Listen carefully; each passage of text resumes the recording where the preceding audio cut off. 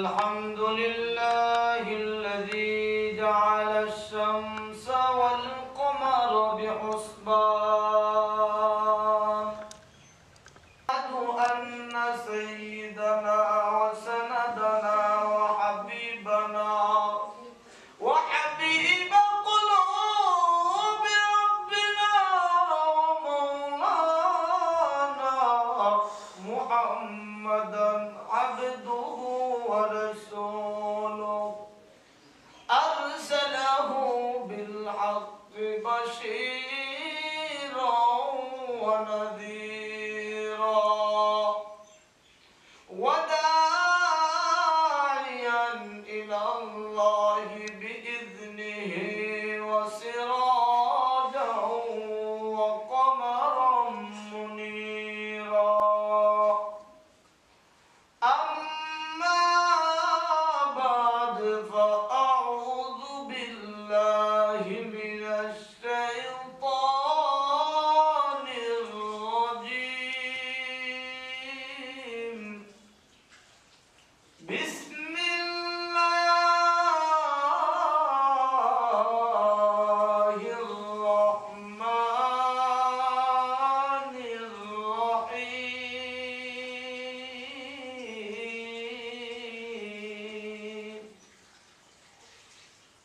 وما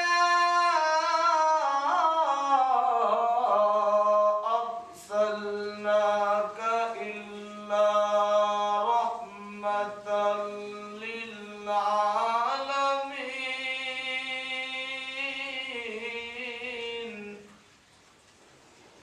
وقال رسول الله صلى الله عليه وسلم: من أحب سنتي فقد أحبني ومن أحبني كان معي في الجنة، أو كما قال عليه الصلاة والسلام.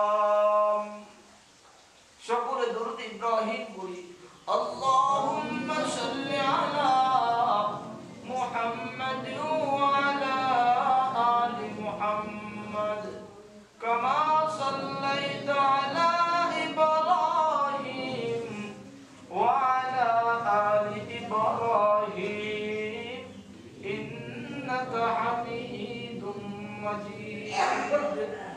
اللهم بارك على محمد وعلى آل محمد كما باركت على إبراهيم وعلى آل إبراهيم إنك حميد مجيد. بلغ العلا بكماله كشف الدجى بجماله حسنت جميع خصاله. صلوا عليه وآله. हम सब मुसाफिर है वही आके ठिकाना, कोई आगे रवाना है कोई पीछे रवाना। ला इलाहा इल्लल्लाह ला इलाहा इल्लल्लाह जोरे ला इलाहा इल्लल्लाह ला इलाहा इल्लल्लाह। যার দিলে আসে আমার আল্লাহর ভয়, যার মনে আসে আমার আল্লাহর ভয়। আল্লাহ আল্লাহ সব সময় আহার নিদ্রা ভালো লাগে না, আহার নিদ্রা ভালো লাগে না, ভালো লাগে তার ইল্লাল্লাহ লা ইলাহা ইল্লাল্লাহ লা ইলাহা ইল্লাল্লাহ লা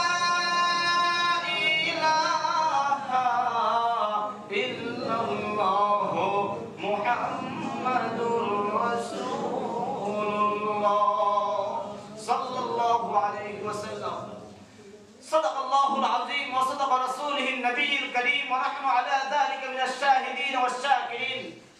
আলহামদুলিল্লাহি রাব্বিল আলামিন। সমস্ত প্রশংসা আল্লাহ সুবহানাহু ওয়া তাআলার জন্য, যে মহান আল্লাহ তাআলা আমাদেরকে যাচাই করে বাছাই করে নির্বাচিত করে মহান আল্লাহ তাআলার এক হুকুম জুমআ নামাজ আদায়ের জন্য আমাদিগকে একক মায়ের একক সন্তানকে একক জায়গার একক ব্যস্ত থেকে মুক্ত করে একক গ্রামের একক সন্তানকে আল্লাহ তাআলা একক জেলার একক থানার সন্তানকে আল্লাহ তাআলা আমাদের যায়েদ বিন সাবিত রাদিয়াল্লাহু তাআলা আনহু মাদ্রাসা মসজিদে জামিয়া মসজিদে একত্রিত করেছেন।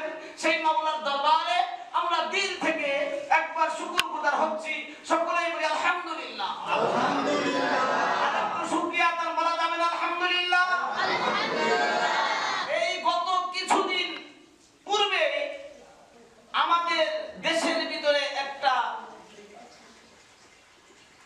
বিপদ এসেছিল, যেটা হলো করোনা নামে একটা রোগ এসেছিল কিনা? আসছিল কিনা? ওই সময় এমন অবস্থা ছিল, মসজিদে, আমি ঢাকা গাজীপুরে থাকি,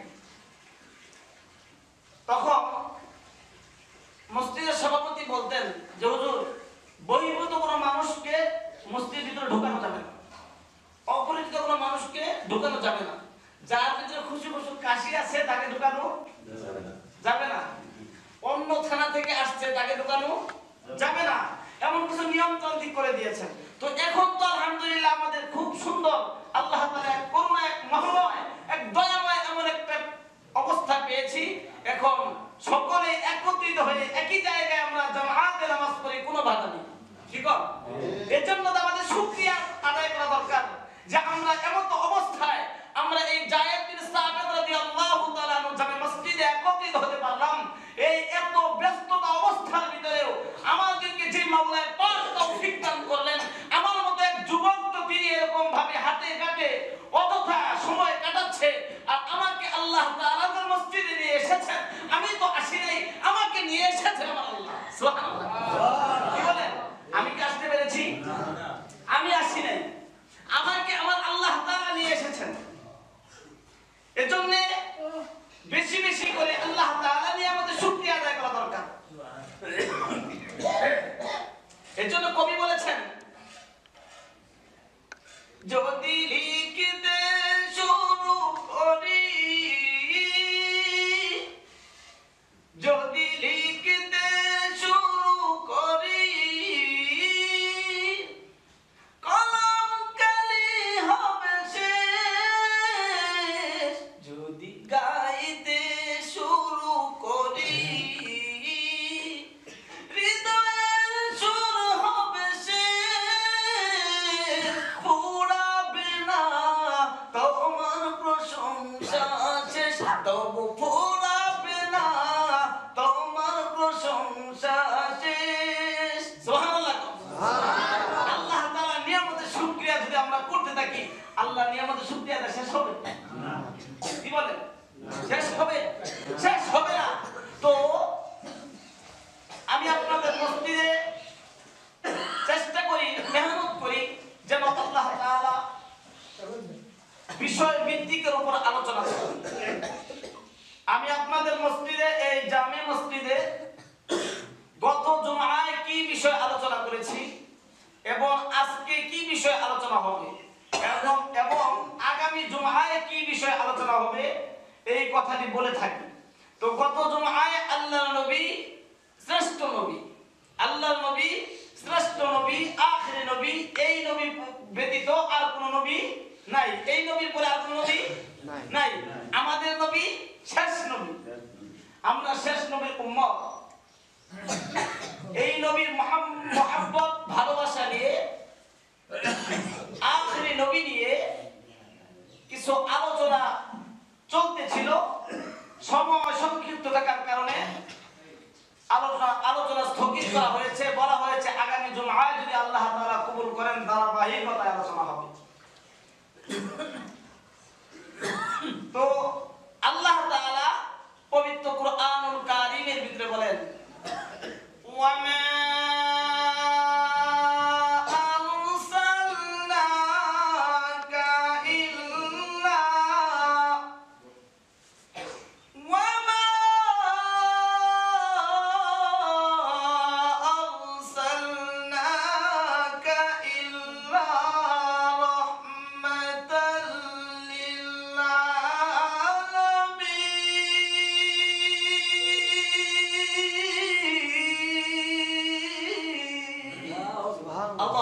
বলেন? আল্লাহ তাআলা পবিত্র কুরআনুল কারীম যত তেলাওয়াত করে তত মজাই লাগে। কি কর?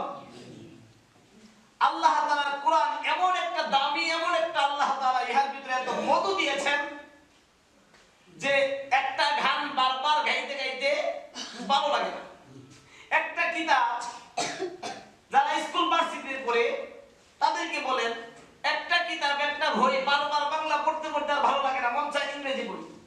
ইংরেজি পড়তে পড়তে আর ভালো লাগে না, মন চায় যে উর্দুটা পড়ি, গণিত পড়ি, সমাজ বিজ্ঞান পড়ি।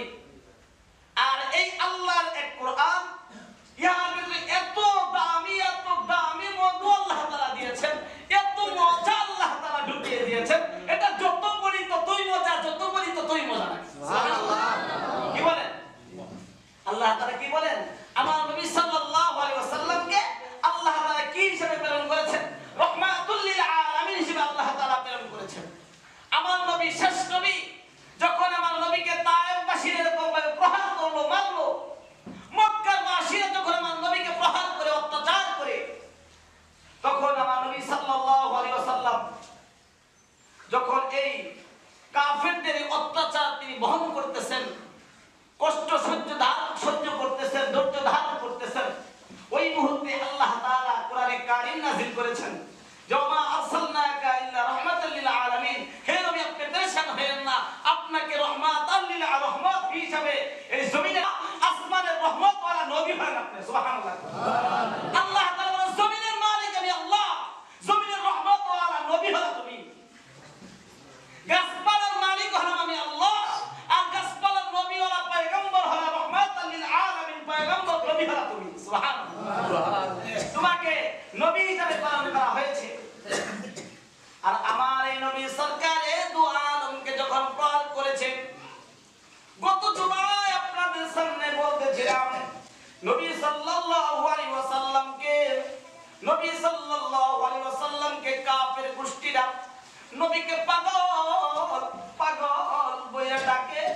বখাইটা ছেলেদের হাতে এরকম ভাবে আমরা যেমন বিড়ালকে, ছোট বাচ্চার বিড়ালকে ধরে, বখাইটা ছেলেরা কি করে বিড়ালকে ধরে এরকম ভাবে একটা রশি বাঁধে, রশির সাথে গলার সাথে রশি ভাইজা এরকম ভাবে টানে আর চেষ্টায় আর ঘোরাফেরা করে আর মজা করে বখাইটা ছেলেরা বিড়ালকে নিয়ে কতমনি ভাবে আমার নবীকে নিয়ে ওই কাফের গোষ্ঠীরা আমার নবীকে এরকম ভাবে করতো, এমন পার করতো, আমার নবী সরকারে দু আলমের শরীর থেকে রক্ত ঝরে পড়তো।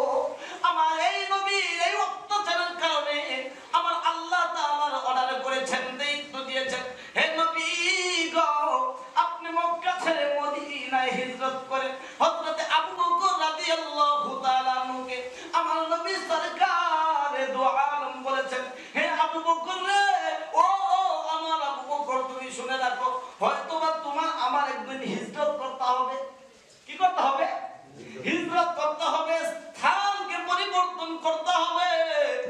এই কথা শোনার পর হযরত আবু বকর রাদিয়াল্লাহু তাআলা সিদ্দিক আবু বকর সিদ্দিক রাদিয়াল্লাহু তাআলা এই কথা শোনার পর থেকে আরামের বিছানার ভিতরে আর মাথাটা নোয় নাই। এরকম রাত্রি গভীর রাত্রিতে হযরত জনাবে মুহাম্মদুর রাসূলুল্লাহ সাল্লাল্লাহু আলাইহি ওয়াসাল্লাম আসতেন। হযরত আবু বকর রাদিয়াল্লাহু তাআলা কামরার সামনে, দরজার সামনে এসে যখন ঢুকা দিয়েছেন আবু বকর, আমার আবু বকর ডাক দিতে দেরি হয়েছে, দরজাটা খুলতে দেরি হয় নাই। সুবহানাল্লাহ।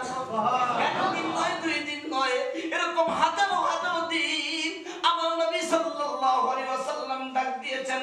গভীর রজনীতে এসেছেন, দেখা যায় অর্ধরাত্রিতে এসেছেন, শেষ রাত্রিতে এসেছেন, প্রথম রাত্রিতে এসেছেন, আসার পর ডাক দিয়েছেন। ডাক দেওয়ার সঙ্গে সঙ্গে দেখা যায় আমার হযরত আবু বকর দরজাটা খুলে বলতেছেন, লাব্বাইক ইয়া রাসূলুল্লাহ, লাব্বাইক, আমি উপস্থিত। সুবহানাল্লাহ। হযরত জনাবে মুহাম্মদ রাসূলুল্লাহ সাল্লাল্লাহু আলাইহি ওয়াসাল্লাম বলেছেন, ও আমার আবু বকর রে, ও আমার আবু বকর, আমি গভীর রজনীতে এসেছি, আমি গভীর রজনীতে আসার পরেও দেখি তোমাকে ডাক দিয়েছি, ডাক দেওয়ার সঙ্গে সঙ্গে তুমি দরজা খুলে দিয়েছো।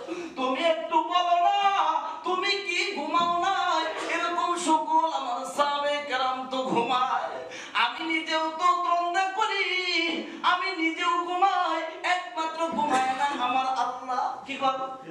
আমার আল্লাহ ঘুমায়নি? আল্লাহর কোন সন্তান আছে? আল্লাহর কোন সন্তান নাই, আল্লাহ কোনো ঘুমায় নাই। আল্লাহর খানাও খাইতে হয় না, আল্লাহর পায়খানাও করতে হয় না। আমার নবী বলেন আমিও তো ঘুমাই। ও আবু বকর তুমি কি ঘুমাও না? আমার সাহাবায়ে কেরাম সকলেই তন্দা করে ঘুমায়, নির্দায় যায়। আমি যখন রাত্রিতে এসে তোমাকে ডাক দিয়েছি, ডাক দেওয়ার সঙ্গে সঙ্গে দেখি যে তুমি দরজা খুলে হাজির। লাব্বাইক ইয়া রাসূলুল্লাহ। এখন তুমি বলো আবু বকর কেন তুমি ঘুমাও নাই? এই কথা বলার পর হযরত আবু বকর সিদ্দিক রাদিয়াল্লাহু তাআলা বলেন ও আমার নবী গো, ও আমার প্রাণের নবী রাহমাতুল লিল আলামিন, আমি যখন দেখেছি আপনার এরকম ভাবে যেদিকে তাকাই সেদিকেই শুধু আপনার শত্রু আর শত্রু, আপনাকে কেউ দেখতে পারে না। আপনাকে আব্দুল্লাহর ছেলে মুহাম্মদকে সকলেই পাগল বলে দাবি করে, যে দেখেতেই সেই তোমাকে মারে, যে দেখেতেই তোমাকে অত্যাচার করে, তোমাকে কতল করার জন্য, তোমাকে হত্যা করার জন্য অসংখ্য মানুষ কাফেররা তোমার জন্য প্রস্তুত। এজন্য আমি আরামের বিছানায় যাই না গো ও নবী। আমি যদি আরামের বিছানায় যাই, আমি যদি ঘুমায়া যাই, ওই মুহূর্তে যদি কেউ সংবাদ আইসে কেউ ডাক দিয়া বলে ও আবু বকর রে তোমার নবী মুহাম্মদকে প্রহার করা হচ্ছে, তোমার নবীর উপর অত্যাচার করা হচ্ছে, এই কথা অবস্থা আমি শুনলাম না, আমি তো ঘুমন্ত। মানুষ ঘুমায় অর্ধমৃত্যু হয়ে যায়, যার কারণে আমি আবু বকর, আমি আপনার মায়া মুহাব্বতে ভালোবাসায় এজন্য আমি কোনদিন বিছানায় মাথাটা নোয়াই নাই। সুবহানাল্লাহ সুবহানাল্লাহ। আস্তে কর সুবহানাল্লাহ সুবহানাল্লাহ। যখন আমার নবী সরকার দু আলম হিজরত করতেছেন, যখন আমার নবী হযরত আবু বকর সিদ্দিক আকবর আবু বকর রাদিয়াল্লাহু তাআলা আনহুকে যখন নিয়ে এরকম রওনা হয়েছে, আমার নবী রওনা হয়েছে, এই রওনা অবস্থায় এরকম মদিনাবাসীরা নবীকে এরকম কামলিওয়ালা নবীকে স্বাগতম জানানোর জন্য প্রস্তুত। সকল সাহাবায়ে কেরাম মদিনার মানুষেরা প্রস্তুত হয়ে আছে, আহলান সাহলান নবীকে আহলান সাহলান জানাইতেছেন। আমার নবী কাঁদে আর বলে ও মক্কাবাসী তোমরা চিল্লা না, আমরা তোমরা আমাকে প্রহার করো, তোমরা আমাকে মারো, দেখো মদিনার মানুষ আমাকে সম্মান জানায়, তোমরা আমাকে কষ্ট দাও, মদিনার মানুষ আমাকে স্বাগতম জানায় আগায় দেয়। সুবহানাল্লাহ। এই যখন আমার নবী প্রাণের নবী, গত জুমায় আমি আপনাদের সামনে এক সাহাবীর নাম বলেছিলাম, হযরত বেলাল রাদিয়াল্লাহু তাআলা আনহু।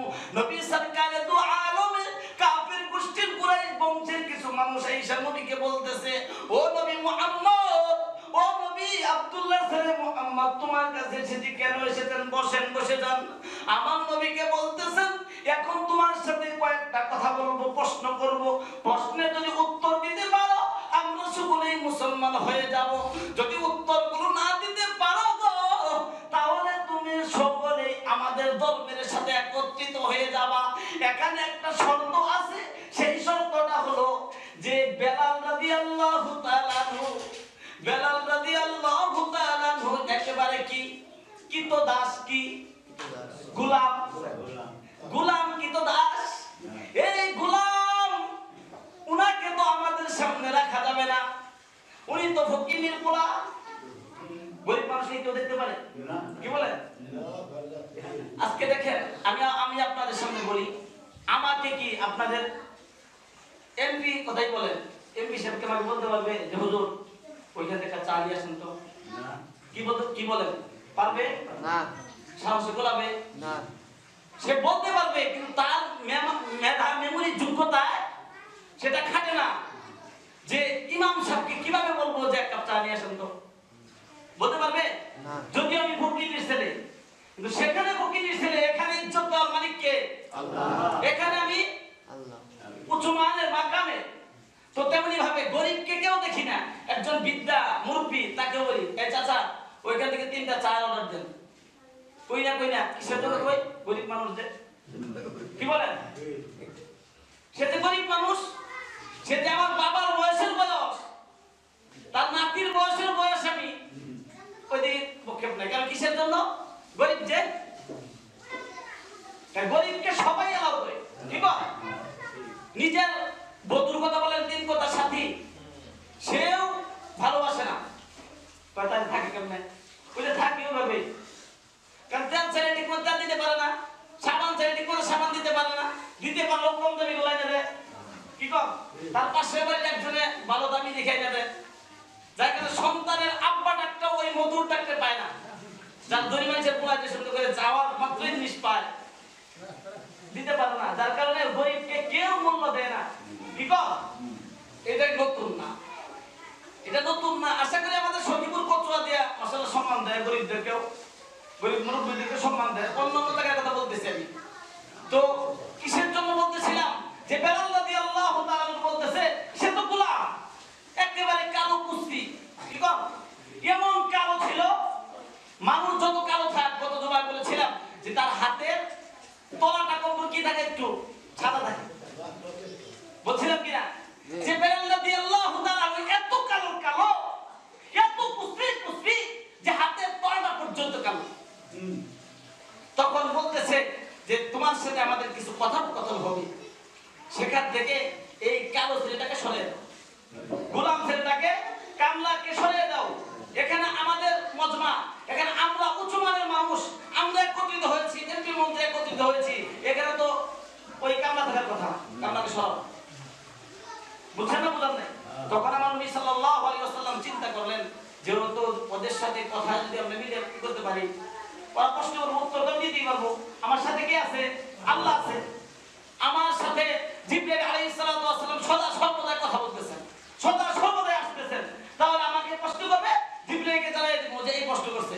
জিবরাইল আল্লাহর কাছে যাই না, আমার জানাই দেব। সুবহানাল্লাহ। সুবহানাল্লাহ কিসের?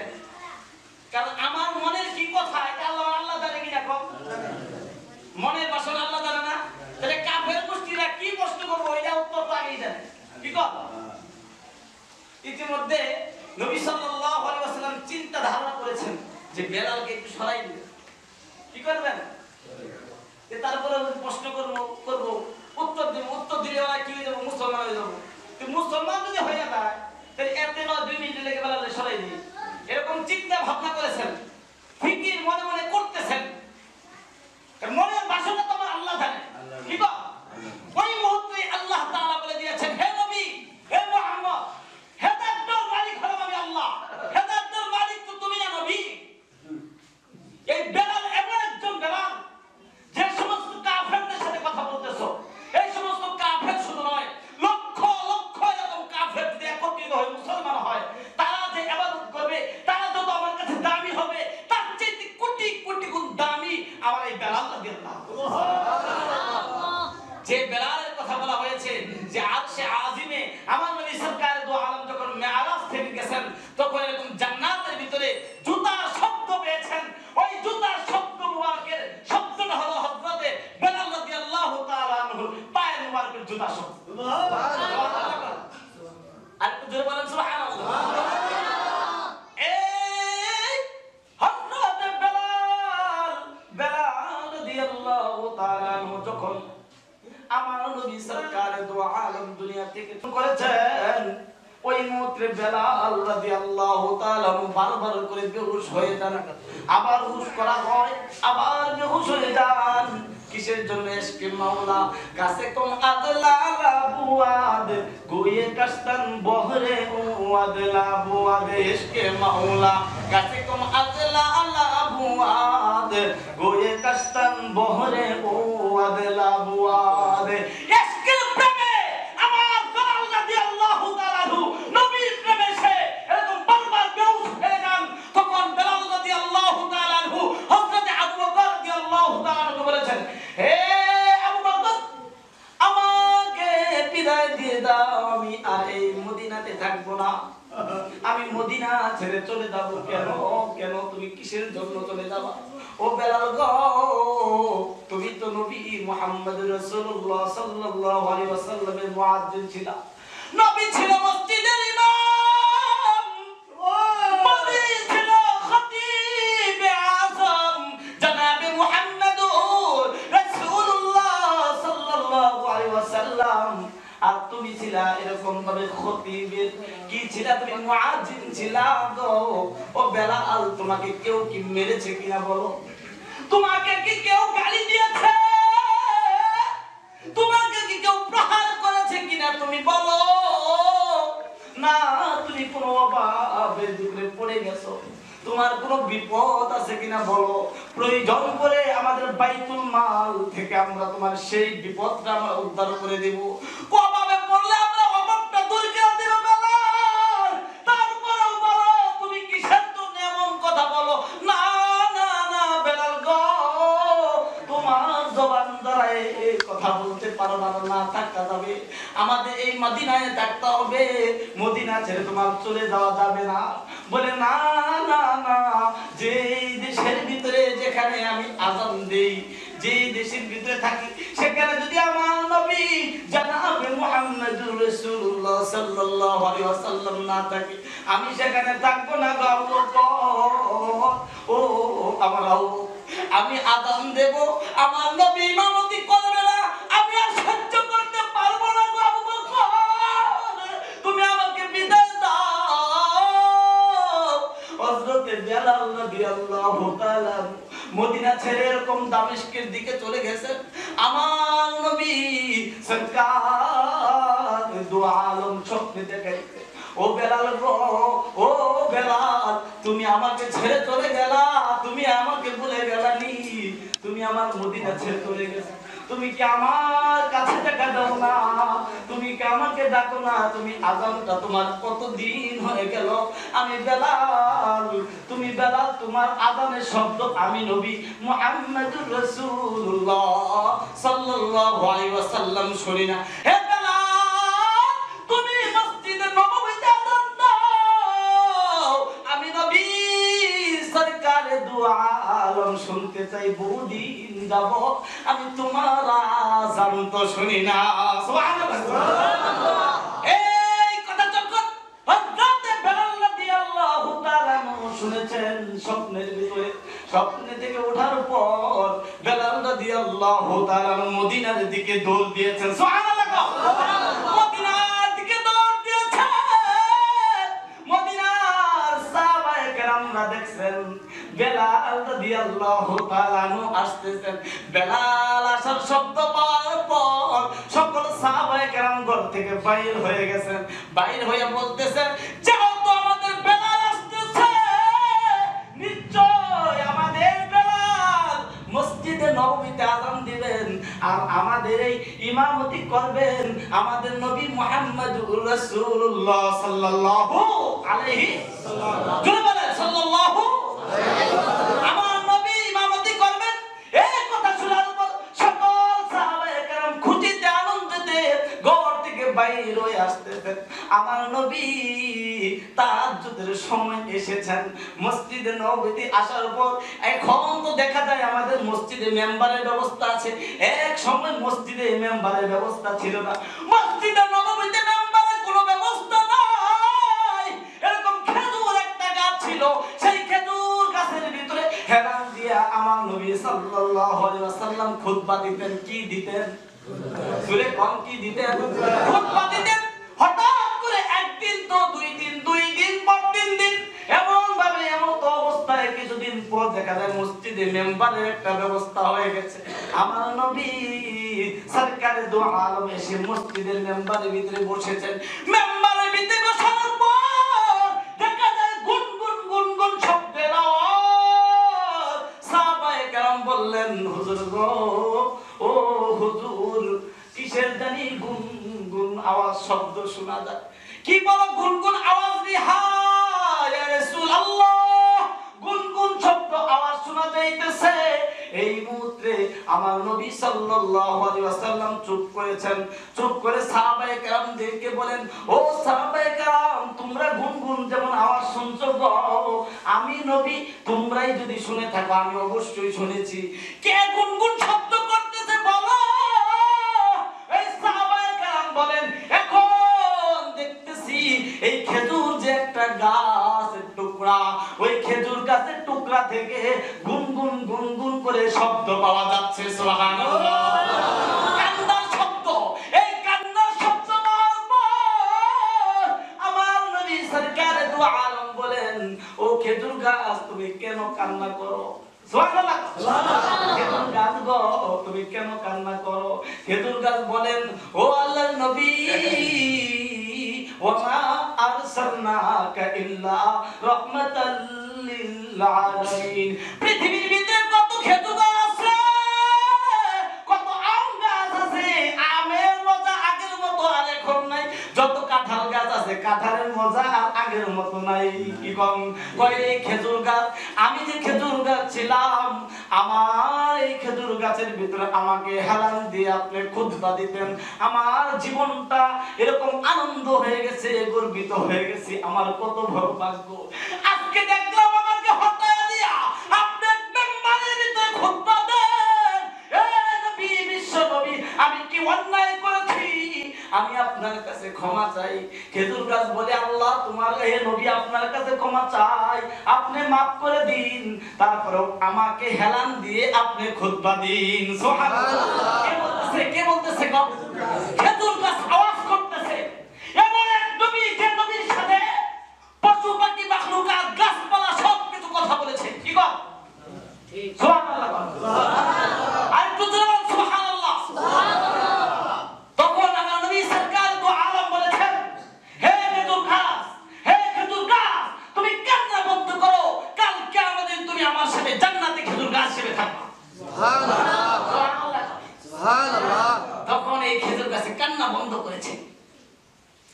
হে হযরত বেলাল রাদিয়াল্লাহু তাআলা আনহু মসজিদে নববীর ভিতরে এরকম কাঠের টুকরা এক কোণে এরকম ভাবে মাথাটা নোয়াইয়া সাজদার ভিতরে পইরা পইরা কান্দে।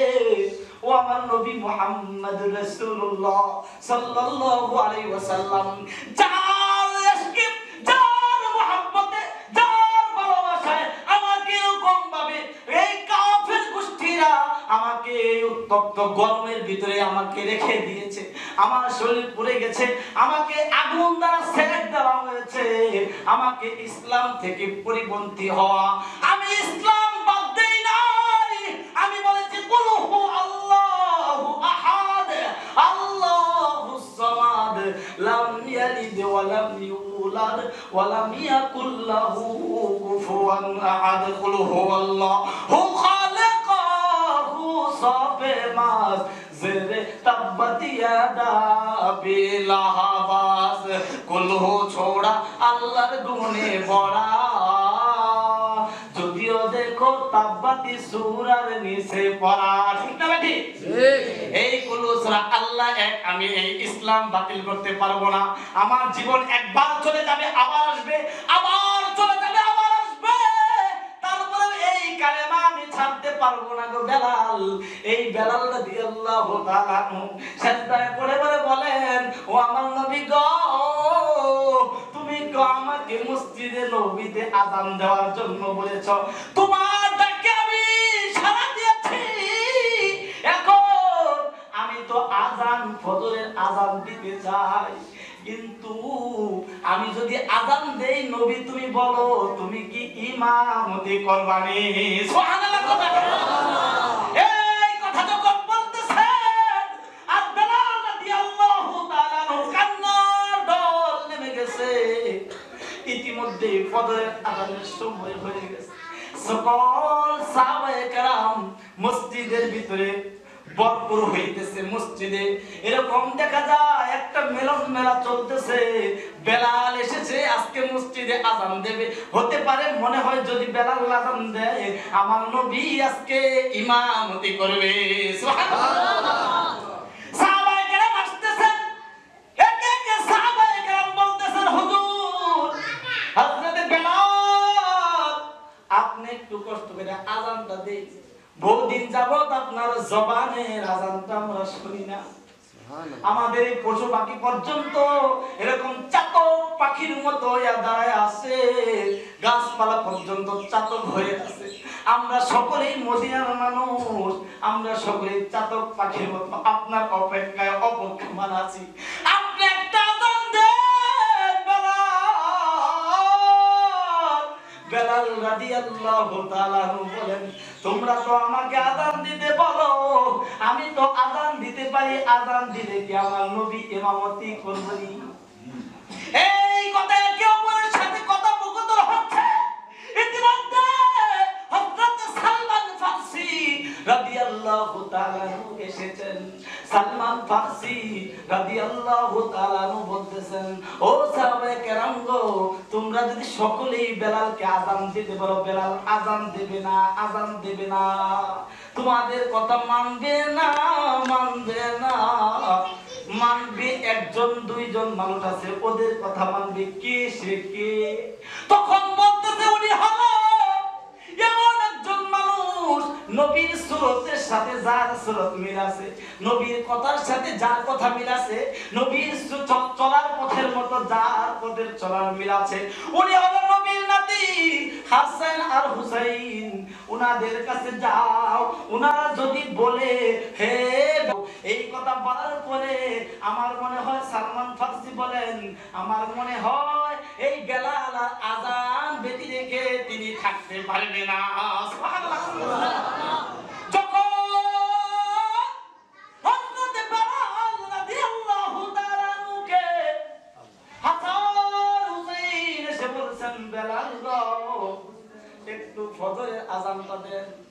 সুবহানাল্লাহ। যে আযানটা বহুদিন যাবত শুনি না। এই কথা বলার সঙ্গে সঙ্গে হযরত বেলাল রাদিয়াল্লাহু তাআলা বেয়াদবি আর করতে পারে নাই। যদি হাসান হোসেনের সাথে বেয়াদবি করি তাহলে নবীর সাথে বেয়াদবি হয়ে যাবে, হয়তো আমার নবী আমার প্রতি রাগ করবেন, গুসা করবেন। বেলাল রাদিয়াল্লাহু তাআলা যখন আল্লাহু আকবার, আল্লাহু আকবার, আল্লাহু আকবার, আল্লাহু আকবার যখন আযানের দৌড়ি দিয়েছেন, মদিনার সকল সাহাবায়ে কেরাম তারা দৌড়াইয়া মসজিদে নববীতে নামাজের জন্য মশগুল হয়ে গেছেন। সুবহানাল্লাহ। আজকে দেখেন, এজন্য বলা হয়েছে তুমি মুমিন, তুমি সেই নবীর যদি উম্মত বলে দাবি করতে চাও, আর তুমি যদি সেই ইশকের নবীর মতো মুহাব্বত পালা তুমি আশিক হতে পারো, আমার বেলাল রাদিয়াল্লাহু তাআলার সাথে আল্লাহর নবীর যদি প্রেম আশিক ভালোবাসা দেখে থাকে, আর তুমি তো সেই নবীর উম্মত, যদি তোমার সেই নবীর সুন্নতের সাথে আঁকড়ে ধরে রাখতে পারো, এই আখিরি জামানা আইয়ামে জালিতি যুগের চাইতে কঠিন যুগ হলো এটা। এই যুগের ভিতরে তুমি যদি আল্লাহর নবীর একটা সুন্নতকে তুমি আঁকড়ে ধরে রাখতে পারো, আল্লাহর নবী বলেন এই একটা সুন্নত আঁকড়ে ধরে রাখার কারণে আমি নবী জিম্মাদারি হইলাম, আমি নবী তোমাকে নিয়ে জান্নাতে প্রবেশ করাবো। সুবহানাল্লাহ। আজকে আমরা কি করি? আমরা সেই নবীর আশিকের পাগল না। আল্লাহর নবীর সেই টুপি, আল্লাহর নবীর সেই টুপি সুন্নত দাড়িটা আমরা রাখতে রাজি না, পাঞ্জাবিটা রাখতে রাজি না, তিনটা জায়গায় আমরা মসজিদে একত্রিত হতে রাজি না। আমরা রাজি কোথায়? রাজি কোথায় জানেন? ইয়া নবী সালামু আলাইকা, সালাওয়াতুল্লাহ আলাইকা। এই টান দিয়ে, একটা ইশকের টান দিয়ে তারা তার শেষে একটা 3 টাকা দামের একটা জিলাপি দেয় আর একটা মিষ্টি দেয়। আযান হইছে, আযানের আওয়াজ তোমার কানে যায় নাই, তোমার কানে যায় নাই, ওইখানে মিল্লাত আছে, ওইখানে যাইতে তুমি প্রস্তুত, তুমি ভালো কথা, তুমি রাসূলের দরুদ পড়বা, ভালো কথা, কোনো অসুবিধা নাই। নবীর নামে আশিকে গান গাইবা, নবীর আশিক হইবা, ভালো কথা, কিন্তু আল্লাহর হুকুম মানার পর নবীর আদেশ মানবা। আর আল্লাহর হুকুম মানতে গেলে নবীর আদেশ মানা হয়ে যাবে। সুবহানাল্লাহ। আল্লাহর নবীকে বাদ দিয়া যদি, আল্লাহর হুকুম বাদ দিয়া যদি নবীর সুন্নাত দরবার চাও বলি, আর যদি নবীর সুন্নাত দরবার যায় তুমি আল্লাহর হুকুম এশারের নামাজ তোমার উপর ফরজ হয়েছে, তুমি ফরজ নামাজ বাদ দিয়া যদি ওই মিলাদের কাছে দৌড়াও, তাহলে কি হবে? না, ঠিক হবে। এজন্য তুমি 3 টাকা দামের একটা জিলাপির পাগল হয়ো না। তোমার উপর 5 ওয়াক্ত নামাজ ফরজ হয়েছে, তুমি 5 ওয়াক্ত নামাজ পড়িয়া তোমার 3 টাকার জিলাপি খাইতে হয়, খাও। কাল কিয়ামতের দিন এর চাইতে কোটি কোটি গুণে দামি তোমাকে জিলাপি আল্লাহ খাওয়াইবো। সুবহানাল্লাহ। আল্লাহ তাআলা আমাদের সেই সকলকে আল্লাহর নবীর প্রেম ভালোবাসা নিয়ে আল্লাহ নবীর আশিক হয়ে সকলকে জীবন যাপন করা তৌফিক দান করুন সবাই মিলে আমিন। গত আগামী জুমআয় আমাদের বিশ্বের খেলা চলবে। কোন খেলা জায়েজ, কোন খেলা জায়েজ নেই, কোনটা হালাল, কোনটা হারাম, শরীয়তের পরিভাষায় কোন খেলা জায়েজ আছে, কোন খেলা জায়েজ নেই, কোনটা দেখা জায়েজ আছে, কোনটা দেখা জায়েজ নেই, এই বিষয়ে আরো আলোচনা হবে যদি আল্লাহ তাআলা তৌফিক দান করে সবাই মিলে আমিন। ওয়া মা আলাইনা ইল্লাল বালাগ। আসসালামু আলাইকুম ওয়া রাহমাতুল্লাহ। যারা সুন্নাত পড়েন নাই মেহেরবানি করে